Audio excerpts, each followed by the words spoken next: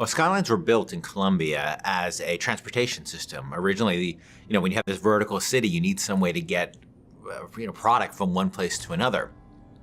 But what started happening along the way is, first this was kids, because it's always kids, right? Started figuring out a way to get these skyhooks that they could connect to the lines and sort of get from one place to the city and do these acrobatic feats on them. But as the situation in Colombia started devolving and the place got more violent and normal routes of transportation started getting disrupted, and people started using the Skylines to get around. The Vox Populi and the founders started using it in combat situations. And all of a sudden, the requirement for guys who knew their way around a skyline and who could fight effectively on the Skylines became way more important. And by the time Booker gets to Colombia, the Skylines have a broad range of usage, and you'll see in the demo, cargo being moved around on those things. That creates even a more hazardous situation. But there's also people using it for all kinds of purposes, including and especially combat.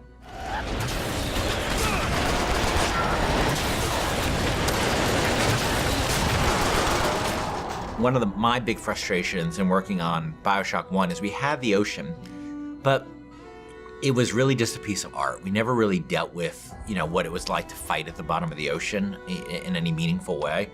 And in Infinite, we wanted you to be in the sky. We wanted the visuals, obviously, of that, which I think are really great. But we also wanted vertical combat.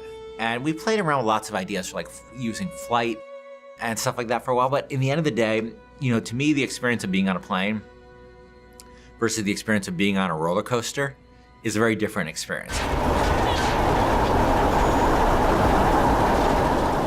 For me, it's always been about wooden roller coasters. I've never been as much a fan of the steel ones. And that sort of clackety-clack feeling of, that going up to the top of a hill and then going over, and that amazing feeling you have.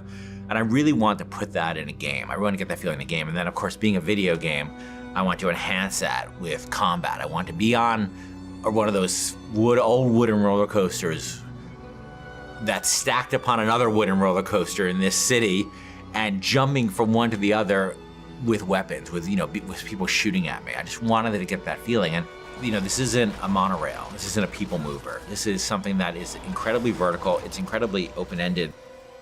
And that's what BioShock games are about. They're about giving the player a ton of tools and a ton of options and just letting them go to town. The Skyline! Follow me!